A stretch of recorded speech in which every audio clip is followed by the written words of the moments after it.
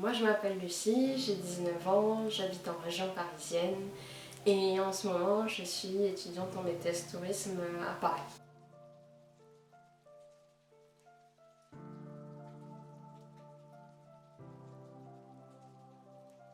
L'annonce du confinement, ça a été un peu dur parce que moi je suis une personne qui sort beaucoup, qui bouge beaucoup et je me voyais pas rester dans un petit appartement qui est un peu grand, mais je me voyais pas rester entre quatre murs toute la journée, voilà. C'était un peu dur, après je me suis dit qu'il fallait quand même le faire, que c'était quand même important, surtout que mes parents ils travaillent dans le milieu hospitalier, que je sais que c'est dur dans ce milieu-là, enfin déjà avant c'était compliqué mais qu'alors là laisser tomber et que donc la meilleure façon de les aider, c'était de suivre les règles de ce confinement et de rester chez soi le plus possible. Alors, l'éducation nationale, ils ont inventé un nouveau mot, c'est la continuité pédagogique. Alors, je ne sais pas si vous avez remarqué, pendant un moment, ils aimaient bien continuité. Ce mot-là, continuité des transports, continuité des soins, il y a la continuité pédagogique. Donc, ça veut dire qu'en fait, les profs, ils continuent à nous faire cours, on continue à garder notre emploi du temps. Donc, le plus souvent, on est par visioconférence, par Skype surtout, ou sur d'autres plateformes, mais je ne vais pas tout développer parce qu'il y en a plein. Et qu'en fonction des jours, de l'humeur du prof lui-même, on utilise des plateformes un peu différentes. Et parfois, ça arrive que les profs nous laissent travailler en autonomie parce que soit ils ont de nous faire travailler en autonomie, soit ils n'ont pas la capacité de nous faire travailler par visioconférence parce qu'ils ont des enfants en bas âge, etc. Donc ils nous envoient au travail et en général on a un temps parti, on doit leur envoyer le travail qu'on a fait. Moi je sais que j'ai beaucoup de mal à me concentrer chez moi. Je suis facilement... je perds facilement ma concentration. Non mais depuis toute petite. Et c'est vrai que quand j'étais à l'école, j'avais ce cadre et je pouvais pas tellement faire autre chose alors que là, à la maison on peut faire plein de choses. Donc moi ce que je fais c'est qu'en général je m'enferme dans ma chambre. Ça marche pour moi, je m'enferme dans ma chambre et vraiment j'essaie de rester concentrée sur le cours du prof, sur ce qu'il dit.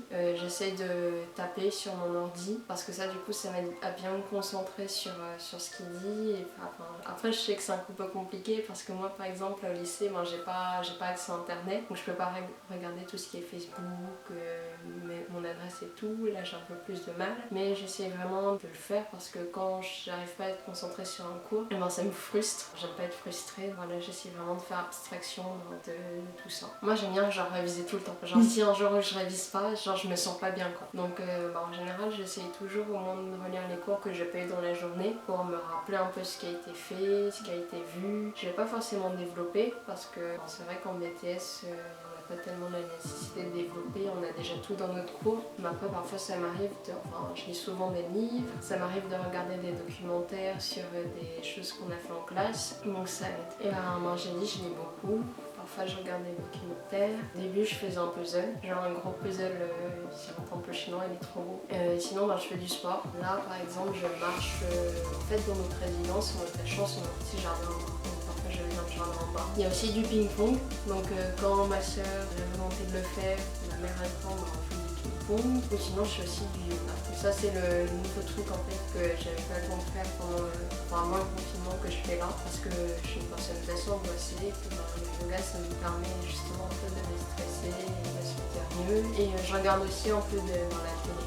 Là j'ai regardé Les Enfoirés, j'ai regardé le documentaire. Avant je regardais le journal mais là j'ai arrêté parce que ça me stressait trop. Faire un peu plus à manger, là en ce moment pour le goûter, j'aime bien me faire quelque chose à manger. Donc en général je me fais une salade de fruits pour avoir de la vitamine C. Très important la vitamine C, comme la vitamine D. Il faut en manger beaucoup, ça sert à rien de manger des pâtes. Ça va rien faire sur le virus mais vraiment la vitamine C et la vitamine D ça peut vous aider. Qu'est-ce que j'ai d'autre comme objectif? Me reposer, prendre du temps un peu pour moi, réfléchir à ce que je vais faire après mon BTS, tranquillement. Surtout que là, c'est vrai que pendant mon BTS c'est un peu compliqué parce que normalement mon stage de 2 mois a commencé en mai et qu'on ne sait pas du tout comment ça va se passer.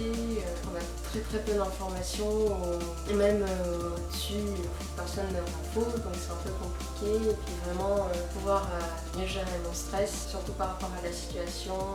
Les gens restez chez vous, je pense qu'on vous le dit souvent, mais vraiment c'est vraiment important de suivre les règles parce que si vous restez pas chez vous, et déjà vous aurez une amende de 200 € si vous croiser la police. Qu'est-ce que je peux... Oui, rester chez vous, bon, déjà pour pas avoir 200 € à payer à la police. C'est jamais super sympa de devoir payer des sous. Puis rester chez vous aussi pour aider les soignants, pour aider un peu tout le monde parce que c'est vrai qu'ils sont tous... Enfin, tous les gens qui doivent travailler, ils sont tous un peu peur. Donc voilà, restez chez vous. Faites ce que vous voulez, faites de la cuisine, regardez des séries. Enfin, vraiment, restez chez vous.